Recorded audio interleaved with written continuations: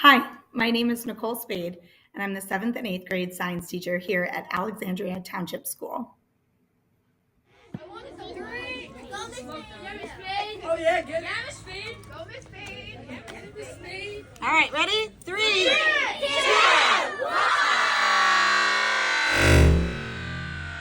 1. This is my 16th year of teaching and my 3rd year here at Alexandria Township. I've been teaching science for 9 years, and I truly enjoy the opportunity it gives me to connect students to the real world. My favorite part of my classroom is the collection of everyday objects and artifacts that are creatively displayed throughout the room. Real-life objects such as bird nests, skulls, rocks, seashells, bicycle wheels, and dried flowers all demonstrate how science is present in everyday life.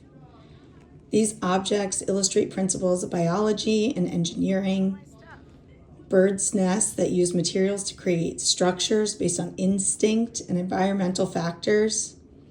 You can see anatomy and evolution and the function of various species. Students can see geology and the natural processes that shape the earth over time. We'll also see mechanical engineering and where science ensures balance, efficiency, and durability. My students participate in many hands-on experiences that help to reinforce the content that they're learning. In 7th grade, some of the most favorite experiences that the students enjoy are the Hula Hoop Mini Ecosystem Lab, where we will go outside and observe an ecosystem within a hula hoop. Microscope labs, where students are able to observe animal cells, plant cells, and many other things under the microscope, sometimes even their own hair. They will also do a Punnett Square coin flipping lab when we start learning about heredity. This is a really interesting lab where they start to learn a little bit about statistics and make a connection to their math class.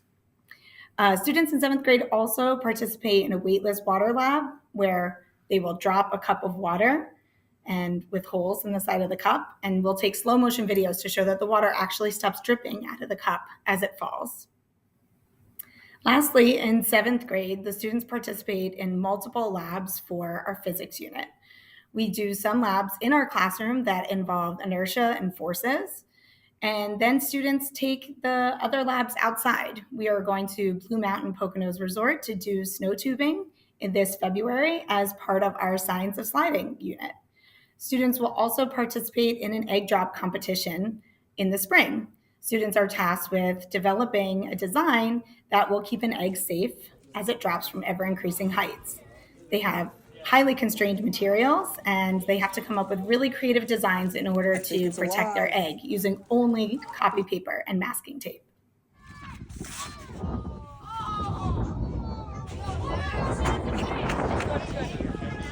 Oh, we chillin'. Is it good? It's good. Woo! So let's read this together. A little information about the microscope. Awesome. So this is the kind of lens that they're talking about. A piece of crystal that's thicker in the middle than it is at the edges. What do you call this shape? Convex or concave? Okay. What were you going to say, John? I was going to say an oval. Oval? What were you going to say, Ryan? Concave. Concave? Convex. Convex. Okay, so here's the opposite. That's concave. That's the cave. Wow. Concave. And this is Convex. convex. Oh, we learned this last year. Okay? Yep. Yeah. So a little review. So this is what magnifies it. If you look at a magnifying glass, if you pay attention to it, most of them you can see that around the edges it's thinner and it's thicker in the middle. So let's label these pieces on your front page. We'll choose this as a guide. Let's use this as a guide.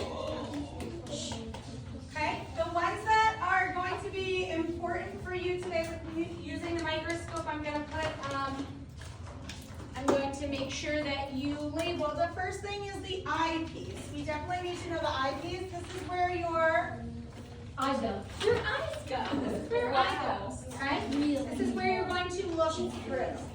We also have the body tube.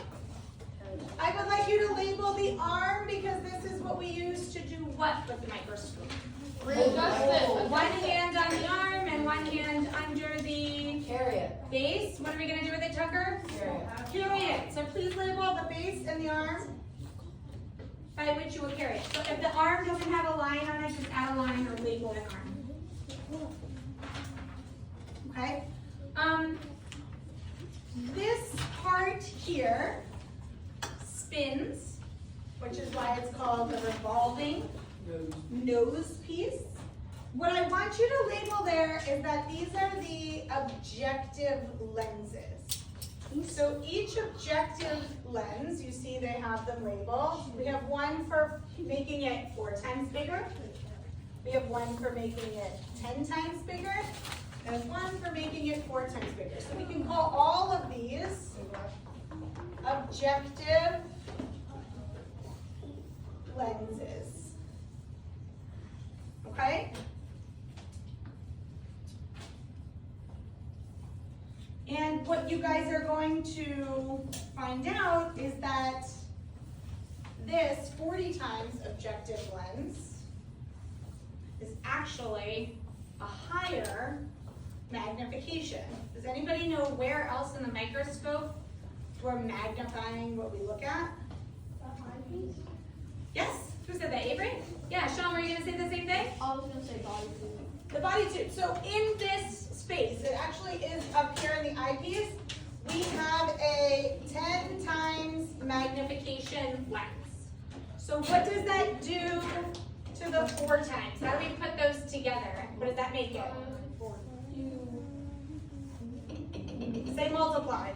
Multiply. 10 times 4 is 40. 10 times 10 is 100. 40 times 10 is 4,000. 400. 400. So when you're looking through the 40 times lens, you're actually seeing the specimen at 400 times. 400 times lens. Okay, so objective lenses are good to know. We need to know about the stage. This is where you put your slide, and you're going to put your slide under the stage clips. You should know the lamp. Not the kind the genie comes out of. This is a light bulb. It also gets hot, so you want to be careful when you're manipulating it. You don't want to touch it. Okay? There's also a piece of glass here. This does not magnify anything. There's a piece of glass on the stage. It lets the light from the lamp through. So if you're touching that piece of glass on the stage a lot, what's going to happen? Your hands are The oil from your hand is going to smear the glass. Yeah, the stage doesn't get that hot, but the oils from your skin will cloud the stage and the glass on the stage, and it will make it harder to see what's the specimens that you're looking at. Okay, so try not to touch it. If you notice that it's dirty, I have wipes that we can wipe it with. Oh, that's what I was going to ask. Yep. Okay, course adjustment knob. This is the knob that moves the stage up and down. So it moves the stage up and down. They don't have this label, they don't have a line for this one, for the next 2 things, but please label them. Underneath the stage, there is something called a diaphragm. A diaphragm. Can everybody read that? Or do you have it? No. Yes, you have it on the back of your sheet. The diaphragm. Does anybody know what the diaphragm in your body does? I don't know. What's it do, Sean? Isn't it the, like where your ribs are? Yeah, the diaphragm is a muscle that sits right here, and it's a like kind of curved muscle. Everybody, like put your hand right here and take a really big breath. What does your chest do when you take a big breath? It goes out. Your chest goes out. Your Your lungs diaphragm is the muscle that pushes your lungs open. So it actually pushes you, not your lungs, Your body. pushes your, what protects your lungs? Your ribs. Your ribs. So it pushes your ribs open so that your lungs can Expand. Right. And then your diaphragm will lower and release when you breathe out. Okay? So it almost feels like you're lifting up your shoulders when you take a big breath, and that's all part of it. Your lungs are expanding, your ribs are opening up, and that allows you to take a big breath. So, this is not for breathing. This diaphragm is not for breathing. But what was the language that I used that your diaphragm does what to your ribs? Oh, it expands. It lets your lungs expand. It opens up your ribs, right? So the diaphragm is this disc. It spins, and it has different size holes. It has very, very much teeny tiny holes to bigger, bigger, and biggest. And the biggest hole is the same size as the glass piece on the stage. So this lets a lot of light through or a little light through. Think of why you might want to let a little light through or not a lot of light through. Maybe the reason, Tucker, so you can see certain parts of it. Certain parts of it, okay. Could certain parts of your specimen be darker or thicker than other parts? Yes. So if you have something really see-through, if it's already very clear, like if we're looking at water, you don't need a lot of light because the light isn't forcing its way through anything. If it's something like a slice of paper and you're trying to look through it, like, or a leaf, let's say, we're trying to look at a leaf, we will want to put a lot more light through and open up this diaphragm to let the light from the lamp through, okay? And then lastly, the little knob next to the big knob is the fine adjustment knob, okay? This is your focus. Both of these are for focus, helps to bring things in focus, but the fine adjustment knob will be what you use, like you'll see something blurry and you just twist it slowly, it barely moves. It'll feel like it's barely changing and then all of a sudden your specimen will come into focus. Okay? Can you guys find your own partners? No. Yes, yes, yes, yes. Alana says yes. If you're having difficulty finding a partner that allows you to give your best work, please let me know and I will assign one to you. Okay? If we need a group of 3, we can do a group of 3. I would prefer that no one works alone. So please try to partner up. Ready, set, get wet. And move to a place where there's an outlet. What? Outlet right here. You gotta cover one. No. Get wet. Did you ask anybody? What?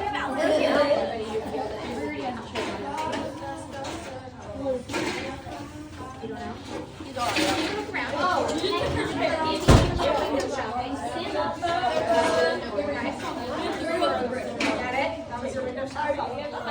It's a regular E, but if you look at it from over there, then Because how is it on the slide right now? it's upside down. But if you do it, It's right side up for Wayline on this side, right? But it's upside down for you. switches, So it it does come out switches. upside down. Yes. Yeah, looks great. Thank you. That's medium. Good. Whoa, can you see it through the? Whoa. So we figured out we're gonna go backwards and then do this. Okay. How do you make it? Okay, guys, what do we have? We have an E. Okay, what magnification are we looking at it under? Okay, how old are you? After having the students for a whole year in 7th grade, I'm fortunate enough to teach them again in 8th grade. There are many hands-on experiences that the students look forward to in 8th grade science as well. We start off the year with the structure and properties of matter, and students will be able to manipulate molecular sets in order to model molecules, as well as measuring mass, volume, and density of various objects. Students go into chemical reactions next, where they experiment with burning a candle and the chemical reaction involved in that. And then they go into an engineering and design project where they're tasked with creating a heat pack for a reptile egg incubator. Towards the end of the year, we go into our life science unit with 8th graders. They participate in many models and simulations that have to do with genetics. They do pigeon breeding and dog breeding and see all the natural variation that there can be, as well as manipulating individual traits to see how the offspring is formed. 8th grade culminates with a really exciting lab at the end of the year. Students participate in a bullfrog dissection. I pride myself on having about a 99.9% participation rate with my students. I encourage them to participate at whatever level they find themselves to be comfortable at. So that means on the day of the lab, some students will be participating in the actual cutting and dissecting of the bullfrogs, while other students participate more as an observer, where they record the data for their group or are just looking on as other students in their group participate in the dissection. I feel that this is a really important part of my classroom because it demonstrates that students feel really comfortable in my classroom. They know that they will not have to participate in anything that makes them feel uncomfortable, but they're always encouraged to participate in scientific inquiry. Students that may have normally opted out of such an experience gain so much more just by being in the classroom, where they get to see the excitement of their classmates who are excited about doing the dissection, even if they're not comfortable participating. Okay, so open up your Chromebook, go to the assignment that says lab report, lab number 1, that's where we're starting. We're gonna fill in our hypothesis and our variables, and then you guys are gonna actually do the experiment today. Hopefully, let's look at the time. We have until 12:32. We'll do it. We'll get it done today. Hopefully. All right. You're so mean. Did everybody fill in the background information? Yes. Awesome. The Reptile Egg Incubator Project, students first investigate the exothermic calcium chloride and water reaction, later adding baking soda, which creates carbon dioxide and heat that can cushion the egg. Students refine the amount of chemicals utilized in order to optimize the temperature for the type of egg that they're rescuing. And throughout the process, students share their successes and failures and collaborate to further optimize their design. They need to be efficient, and the project culminates with a challenge to see which group can keep their egg incubator at the desired temperature for the longest amount of time. Actually, you're gonna need to fill in this part of the lab. It was a screen. I'm reading. Okay, so everybody should be on this assignment. Yes. This is experiment number 1. So it is our heat pack reaction. You guys are gonna do a preliminary heat pack reaction. You're gonna see how much heat this 2 different types of, or 2 different amounts of chemicals, what kind of heat it produces. So we have to keep what in mind? What did we talk about in our background information and on your sheet from last class?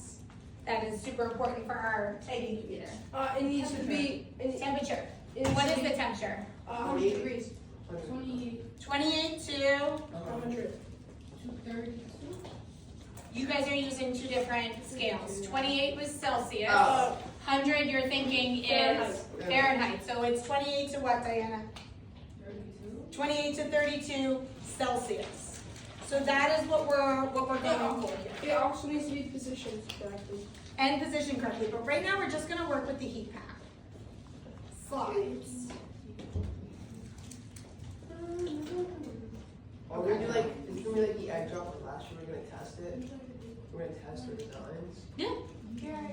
Okay, so here are our variables. So jump in your lab over the hypothesis and just go down a little bit to the section that says variables. These slides are also on Classroom, so if you want to copy and paste from Classroom, you can. Wait, where We is need this? to look at the question that we're answering, Yes.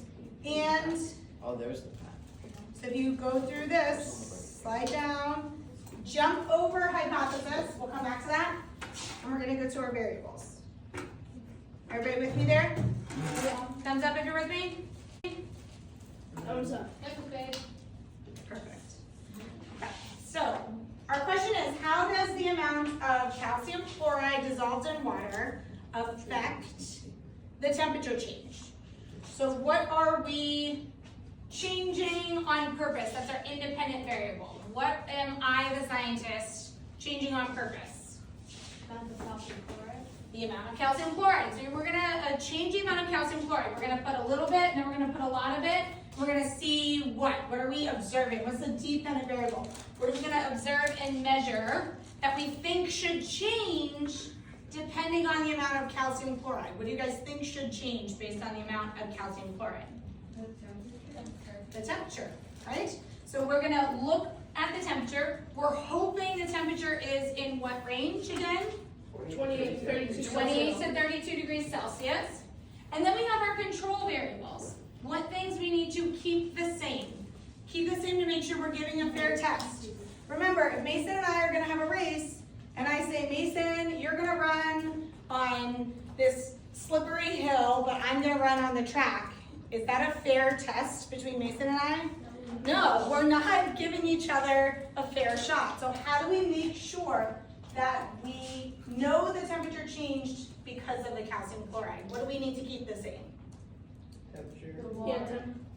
The temperature of the water, right? If I give this group hot water and you guys cold water, can we compare those results? No, that's not fair. They have an advantage because they're starting with water that's already warm. So we're gonna keep the water temperature the same. The water source, what does that mean? Where you get it, like where you get the heat, where you get the water though. Right, so if I give you guys distilled water, which is nothing dissolved in it, and I give you guys just regular tap water, is that fair to compare? No, we don't know how the minerals in the water might affect the reaction, right? I honestly don't know, so that could be an unfair advantage. And then the amount of water, why is that important? Somebody back there, why is that important? Because if you have more, it's not going to be the same as someone else will. Yeah, because we're all gonna use the same amounts of calcium chloride, so we need to react to that calcium chloride in the same amount of water. Otherwise, it's not a fair test. All right, make sure you have that filled in your lab sheet. So if you're on the slides, go over to the lab. The Google Doc, yes. All of the information that students need is accessible on Google Classroom, and I use color coding and mnemonic devices to help students make connections and recall important vocabulary terms related to this project. Students are working in groups, which allows them to collaborate and problem solve together. It also brings students of varying academic levels together, which provides an opportunity for modeling of higher order thinking and problem solving, and discussing and explaining of ideas, which drives deeper understanding for all students. Okay, so we're looking at our hypothesis now. Your if part of your hypothesis should talk about the independent variable. So for this lab, I'm giving you two options. If I add what amount of calcium chloride? Remember, our independent variable is the amount of calcium chloride. So which amount of calcium chloride do you think will have the effect that we're looking for? So you could say, if I add a 1/4 teaspoon of calcium chloride, then the temperature will be lower or higher. You could also say that the temperature will be in the range that we're looking for. You could say, then the temperature will be, what's the range again? 32. Then the range will be 28 degrees Celsius to 32 degrees Celsius, or you could say then the temperature will be closest to that. So pick your amount, either a 1/4 teaspoon or a 1/2 teaspoon, and then talk about what you think the temperature will be. And then this is my example for my because. From my background research, and then you can click on the link in the slide if you want, from the research that we looked at, when we watched the video where the guy poured a lot of calcium chloride in, what happened to the temperature? Rose. Yeah, remember it was like 40 something degrees? And we're like, oh, that's too hot. Wait, But how then much did he- he put in there? I don't think they told us the measurement, but it was a lot. Like he was like pouring it and pouring it and pouring it. Alright, How much is a 1/4 teaspoon? like this much? Yeah, it's like a little tiny bit, right? Yeah. So if we add more, what we saw from the videos is if we add more calcium chloride, it'll produce more heat. It's gonna be more concentrated. There's more stuff to react. Okay? So here you're talking about your independent variable, which I made green again. And here you're talking about your dependent variable, which I made blue again. Then your because should be based on your research. So make sure you have that filled in. Starting with, or should we think your hypothesis is different? We said different. Okay, cool. So this will be a good one. Where are they at? Both of them? Okay, what's our starting temperature? 20. 20? Did you let it sit for? 20 what? Wait, how many? Do we let it sit for like a minute? Yeah, see if it changes. Let it sit for a minute. 20 Celsius. 20 degrees Celsius. Just trial 2. You always want to do more than one trial. All right, so on the count of 3, we'll dump and we'll keep track. Okay? Gentle swirl. All right, 3, 2, 1, go. are they both increasing? Do you feel the heat? Faith, did you feel the heat in the cups? I felt like the bottom of it. I felt the water. So it's a noticeable temperature change, right? Okay, make sure you record your highest temperature reached for round 2. Which one is it? On your sheet. It says 81 or third, 29 degrees. Here? It's like 29 degrees. Wow. Wait, it's going. It's at 80 right now. It's at 80. 80. Mine's at 72. Did give it a gentle swirl Okay. with your thermometer. Gentle. Just don't spill. Oh my gosh, still going up. Look at that. It's almost at 80. It's still going. Should I stir it? Yeah, stir it late. Wow. Mine's at like 90 now. 90. Yeah. So you're already seeing a difference. Let's look at the results you guys had. What was your starting water temperature? 19 degrees Celsius. Oh, I'm not good at listening to 8 people talk at once. Let's go around. Nick. 21 degrees Celsius. 21 and 21? Yeah. CC's group? 20 and 20. Isaiah's group? 2020. Yo, stop. I hate that. And Logan's group? 19. Okay, so do we have consistency here? Yes. Pretty consistent. Okay, final temperature. Paige's group. 32 degrees Celsius and 42 degrees Celsius. 32 and 42. Jack's group? 28 and 33. All right, Isaiah's group? 32, 35. 32 and 35. Okay, and Ewan's group? 29 and 40. 29 and 40. So do we have consistency here? Not really. A little bit. Looks like we have a range. So here it looks like it goes up 10, 12, what is that, 11. So this is an increase of 8 to 12 degrees Celsius. How's my math? Yeah. Okay. And this is an increase of 13. You guys went from 19 to 40. 19 to 40? Well, we had the same amount of 21 degree increase. Oh yeah, 21, 21, 15, so 13 to 21 degrees increase? Yeah. Okay. Mine was getting pretty warm. Okay, so what could be the reason for the variation in increase? Some more. Oh, it could have been if you were holding it and it was heating up faster because of the heat from your hand. The heat from your hands is definitely something that could contribute. Yes, Cadence, what did you say? The amount that you use. So the way that I measured the amount of calcium chloride is in teaspoons. What am I measuring when I use teaspoons? The United States one.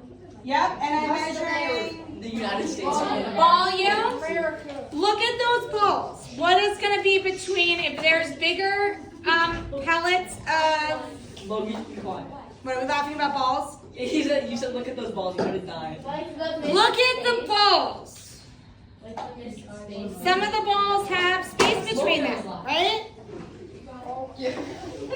What would be a better way to measure this that would be more consistent so we could make sure we have the same amount? Use a different word. Mass. Mass. If we used mass in grams, would we be more consistent, do you think? Yeah. Yes. So that is something I want you to